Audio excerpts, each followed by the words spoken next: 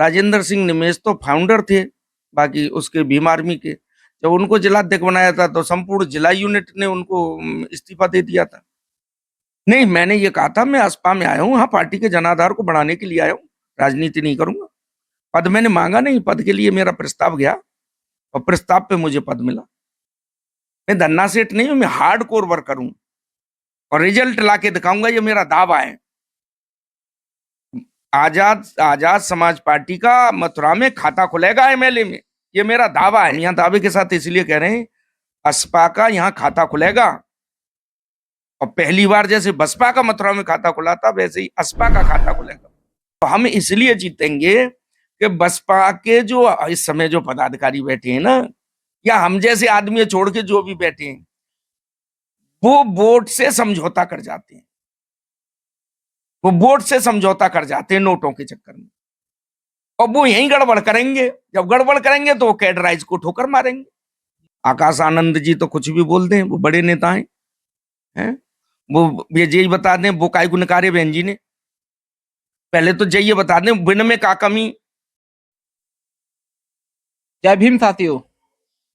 इस वक्त हमें मथुरा के अंदर और हमारे साथ जो मौजूद हैं, इनका नाम है संगरतन सेठी जी, जो कि आजाद समाज पार्टी से नवनियुक्त जिलाध्यक्ष बने हैं। सर्वप्रथम आपका स्वागत है हमारे चैनल में। धन्यवाद, बहुत बहुत धन्यवाद। आप शुरुआत करेंगे हम बीएसपी से, क्योंकि बीएसपी राष्ट्रीय पार्टी भी रही है और आपने बीएसपी में बहुत समय दिया है। तो आप बीएसपी से छोड़कर आजाद समाज पार्टी में आने का क्या कारण रहा? बहुजन समाज पार्टी में मैंने लंबे समय तक काम किया। काम करते करते करते करते ऐसा महसूस हुआ कि पार्टी इस समय जो गरीब मजलूम और दलित पिछड़े माइनॉरिटी के अल्पसंख्यक समाज के लोग हैं, उनका जो मानवर कांशीराम साहब का जो मूवमेंट था, इन पे केंद्रित मूवमेंट था, उससे वो हट चुकी है। और हम लोग असहाय महसूस करने लग गए थे, क्योंकि किसी भी दल को स्थापित करने के लिए या दल को संघर्ष में लाने के लिए या दल को सत्ता में आने के लिए वोटों की आवश्यकता होती है। और वोटों के लिए हमको जनमानस के बीच में जाना होता है, विभिन्न समाज के लोगों में भाईचारा पैदा करके उन्हें आगे लाने का। तो वहां मुझे ऐसा लगा कि वो मामला ढीला पड़ रहा था।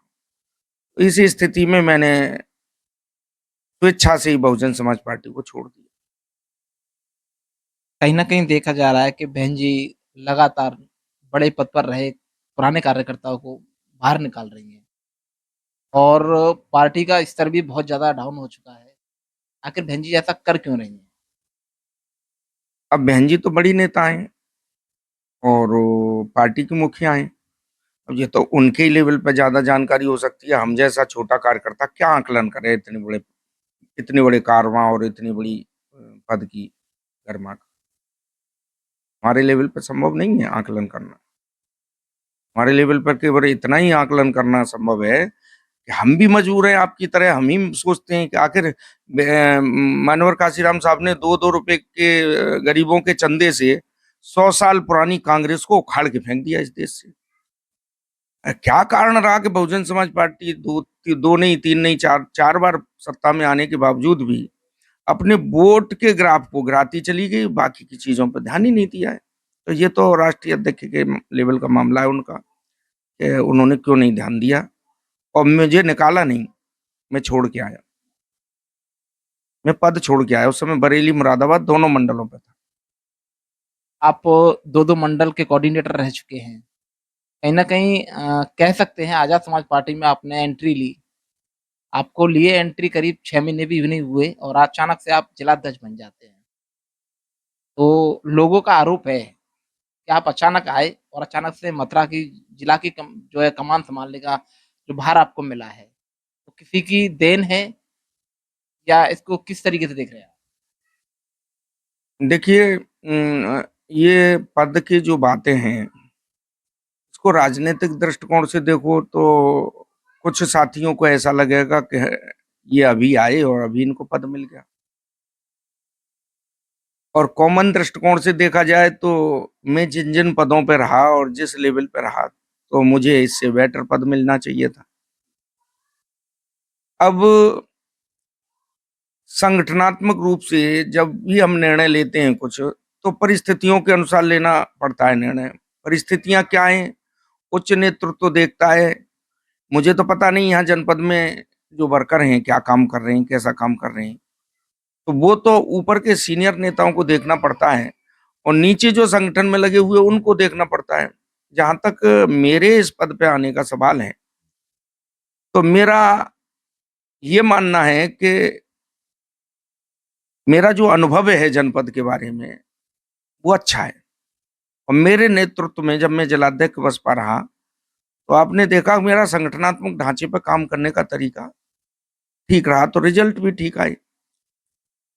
अब हो सकता है ये आकलन लगा हो कि ये अनुभवी व्यक्ति है और पार्टी इस समय स्टार्टिंग दौर से गुजर रही है, इधर बहुजन समाज पार्टी भी सामने है, तो अनुभवी आदमी ही उसको कैडराइज भरकर ही कवर कर सकता है।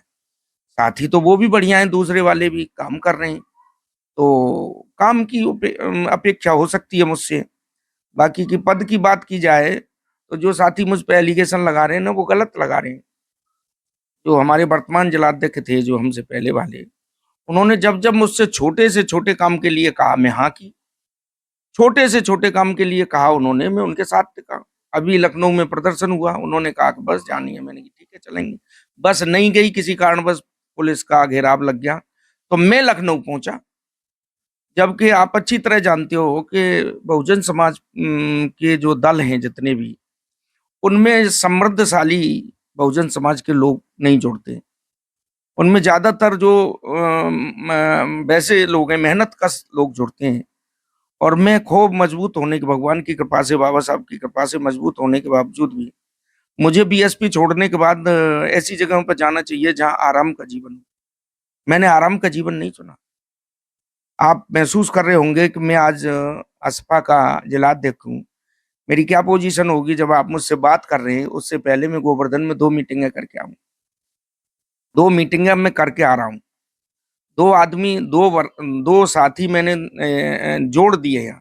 मुकेश बघेल जी को आज ही जोड़ के आया मैं लक्ष्मीनगर में, अपने साथियों के साथ। चित्रसेन मौर्य जो बसपा में विभिन्न पदों पर है, वो खुद आए मेरे पास। मैंने फेसबुक पे भी डाला है कि सेठी जी मुझे पार्टी में ले लो, तो मैंने कहा 1-2 दिन रुको। बोले नहीं 1-2 दिन नहीं, आज ही दुपट्टा पहनाओ। मैंने आज ही पहनाया। 2 साथी और पार्टी जॉइन करना चाहते थे, तो उन्होंने मुझसे आज टाइम ले लिया है। गोवर्धन में है, नाम नहीं खोलूँगा मैं अभी उनका, और एक यहाँ है सतुहा में। तो उन्होंने 2 दिन का टाइम लिया है कि हम अपने 10-15 साथियों को इकट्ठा कर लें। एक सैनी समाज से हैं और दूसरे जाटव समाज से हैं, जो बहुजन समाज पार्टी में विधानसभा प्रभारी, विधानसभा अध्यक्ष रहे। तो मैंने उनसे कहा 2-4 दिन का समय ले लीजिए। तो मेरा तो उन साथियों से इतना अनुरोध है जो ये कह रहे हैं कि तो आज मैं यहाँ क्या प्राप्त कर सकता हूँ? आज असपा में मैं आके क्या प्राप्त कर सकता हूँ? मैं अपना तन, मन, धन तीनों लगा सकता हूँ। प्राप्त करने के लिए मुझ पे है तो केवल मान-सम्मान और स्वाभिमान की लड़ाई है और जिसको मैं भली बात लड़ूँगा। कहीं न कहीं देखा जा सकता है आपके सामने एक चुनौती है। आप बसपा के पुराने कार्यकर्ता के साथ-साथ आज असपा में आपको जिलाध्यक्ष का पद मिला है। मथुरा की जो टीम है आजाद समाज पार्टी की, वो कहीं न कहीं नाराज़ नज़र आ रही है आपसे। कहीं न कहीं आप पर आरोप लगा रहे हैं कि आप अचानक से आते हैं और जिलाध्यक्ष बन जाते हैं। प्रदेश अध्यक्ष जी से आपकी अच्छी बैठक है और जो कार्यकर्ता थे पुराने भीम आर्मी आजाद समाज पार्टी के, वो आज नाराज़ हैं, घर बैठे हैं, काम भी नहीं करना पसंद कर रहे। ऐसा आप अकेले क्या करेंगे मथुरा के अंदर? नहीं, ऐसा नहीं है, काम करना नहीं पसंद कर रहे। 2-3 साथियों का फेसबुक, व्हाट्सएप पे चल रहा है। 2-3 2 साथी हैं, 3 साथी हैं।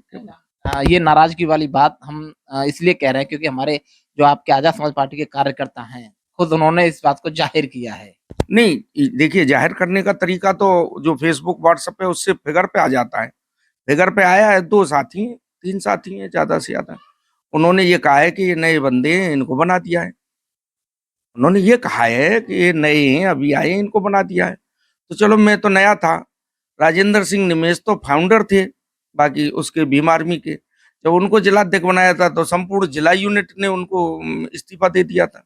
राजेंद्र सिंह निमेश जो इस समय कोर कमेटी के मेंबर हैं, उनको जब जिलाध्यक्ष बनाया था तो आप उनसे ये पूछिए, उस समय पूरी कमेटी ने क्यों इस्तीफा दे दिया था? वो तो वरिष्ठ साथी थे, वो तो 2017 से हैं, और मैं अभी आया हूं। तो बात क्या है, वहां से यहां तक, अच्छा बाहर से लोग नहीं आएंगे तो वोट कहां से बढ़ेगा? बहुजन समाज पार्टी का जब उदय हो रहा था तो लोग कांग्रेस में जुड़े हुए थे, सभी दलित वर्ग के ज्यादातर लोग 84 तक। और जब बहुजन समाज पार्टी कांग्रेस से आए हुए लोगों को अपने अंदर नहीं लेती तो बीएसपी में कहां से आते? अब जो बीएसपी में आने वाले लोग, क्या ये हमारे साथी ये चाहते हैं कि वो अन्य दलों में चले जाएं, असपा में नहीं आए?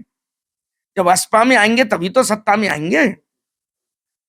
हमारे राष्ट्रीय अध्यक्ष जी नगीना से चुनाव लड़े, क्या दूसरे दलों के वोट उन हमारी तरफ नहीं आते, वो सांसद होते? तो अब सांसद एमएलए एमपी को जिताना है तो कहीं बाहर से लाओगे कि नहीं लाओगे, वोट जोड़ोगे कि नहीं जोड़ोगे? मुझे 2 दिन हुए, मैं इनसे ये पूछना चाहता हूं, मुझे 2 दिन हुए, 2 दिन में मैं 4-5 जाति के लोगों को जोड़ चुका हूं।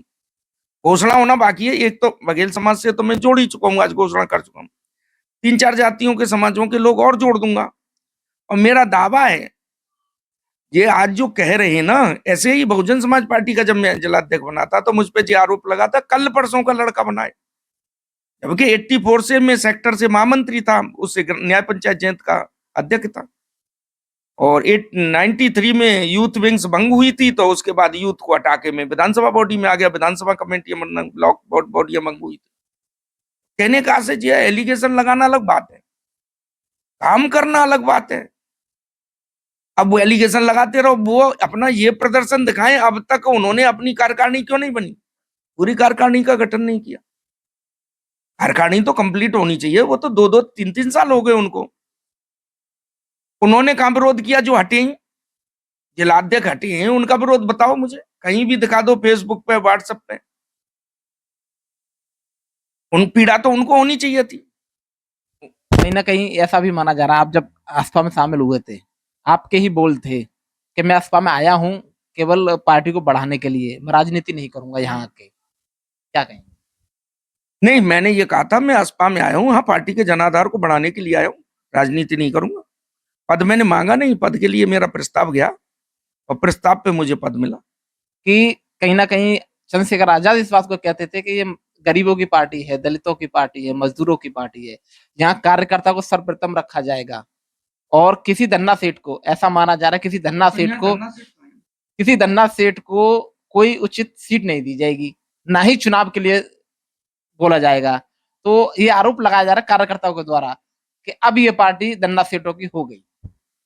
नहीं, यहाँ धन्ना सेठ कहाँ है? 100 गज में मकान है मेरा, अभी तो 100 गज में मकान है, खानदानी मैंने जमीन अभी बेची है, खानदानी जमीन बेची है, बाप दादों की संपत्ति, और उससे मैं मकान बना रहा हूँ। तो धन्ना सेठ कहां से हो गया? आप मेरे मकान को देख रहे हैं, धन्ना सेठों जैसा मकान है।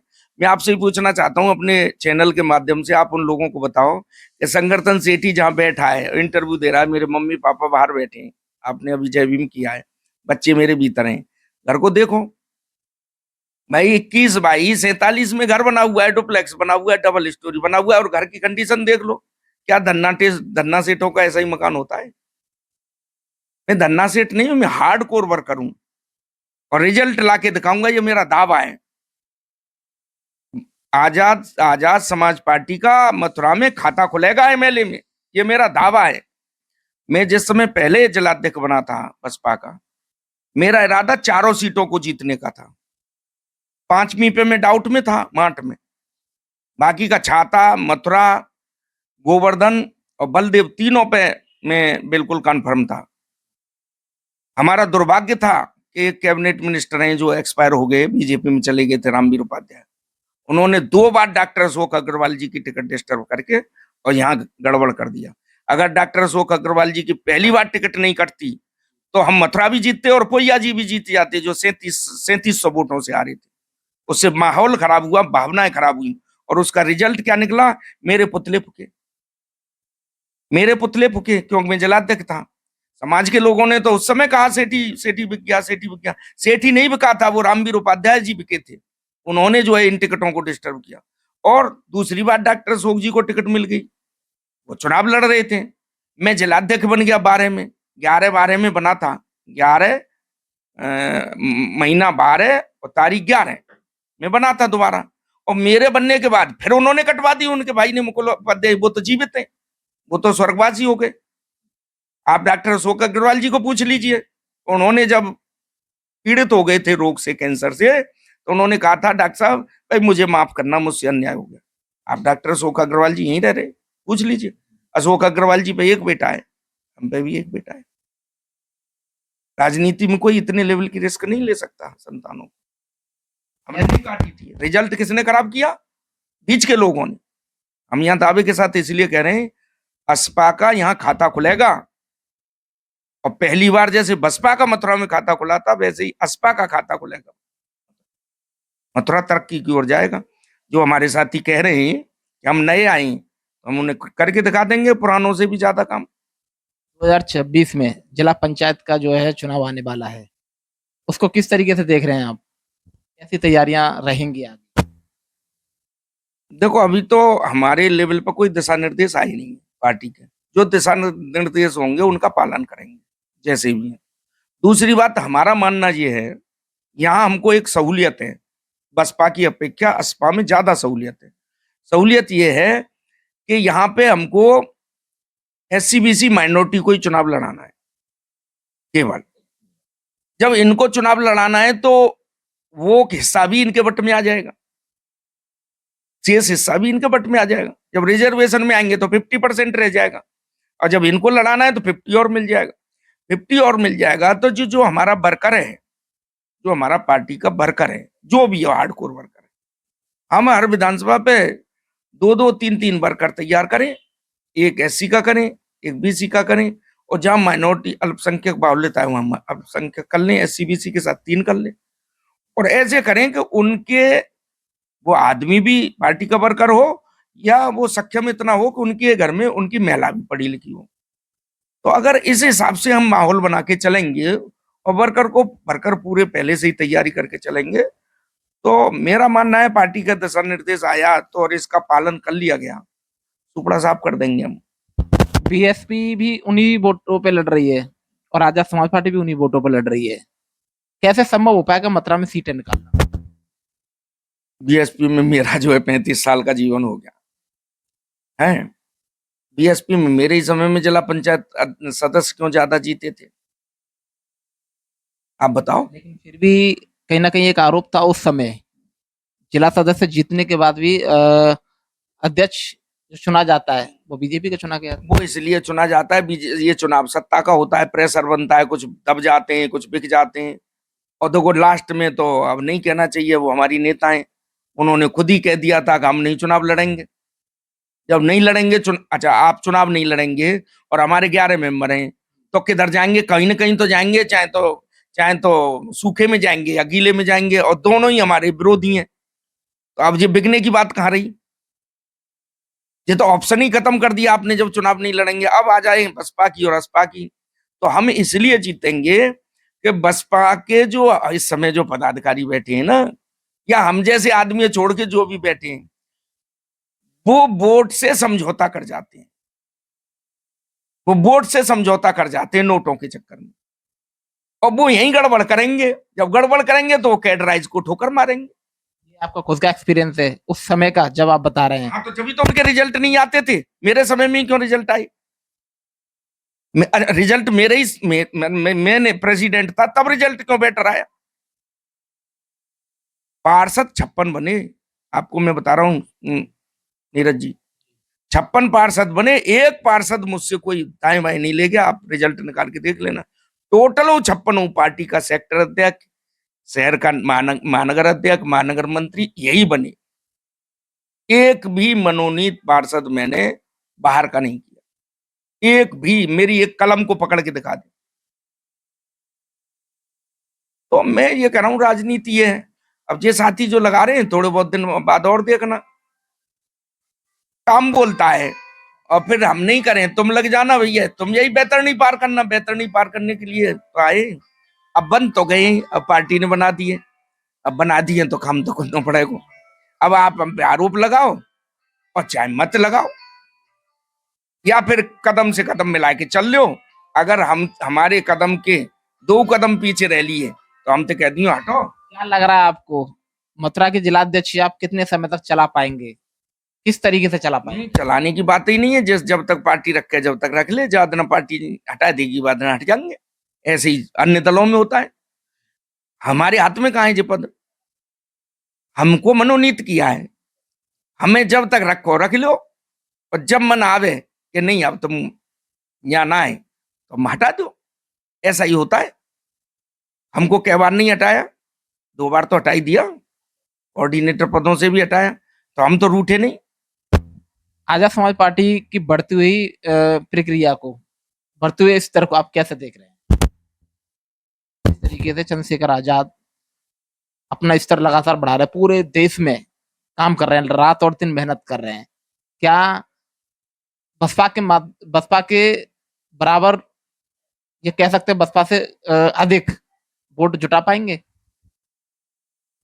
देखिए जी, मैं कंपैरिजन तो करूंगा ना है अपने राष्ट्रीय अध्यक्ष जी की, भाई चंद्रशेखर आजाद जी की, उनकी कंपैरिजन में किसी, लेकिन मैं एक चीज जरूर देखता हूं उनके अंदर मुझे मानवर कांसीराम साहब के जो काम करने के जो झलकें थी, उनके सिम्टम्स दिखाई देते हैं। उनको भी जब दिखाई देता था कि कहीं उत्पीड़न और दमन हो रहा है देश के किसी भी हिस्से में, तो वो वहीं चले जाते थे और मोर्चा खोल देते थे, तो वहां न्याय मिलता था। उनके कई एग्जाम्पल हैं, आप कभी किताबें टटोल के देखना। आकाश आनंद जी तो आरोप लगाते हैं कि जहां चंद्रशेखर आजाद पहुंच जाते हैं, कोई भी उदम या उर्दंग हो जाता है, उनके युवाओं पर, कार्यकर्ताओं पर केस दर्ज हो जाता है, तो चंद्रशेखर आजाद गायब हो जाते हैं, फिर उनकी पूछते भी नहीं है उनको कहाँ पड़े हैं, उनके पे मुकदमे चलते रहते हैं। वो जो मुकदमा झेल रहे हैं वो भाई को ढूंढते हैं, फिर भाई दिखाई भी नहीं देते। आप तो पत्रकार हैं, आपको ऐसा महसूस होता है? इस जनमानस को महसूस होता है? आप जनमानस में रहते हैं, हमारे समाज के लोगों से पूछो। आकाश आनंद जी तो कुछ भी बोलते हैं, वो बड़े नेता हैं। वो ये यही बता दें वो काय गुणकारे बहन जी ने, पहले तो यही बता दें बिन में का कमी। चलो हम दूसरे दलन पे तो बात जब करें, तुम ही बता दो तुम में का कमी भैया।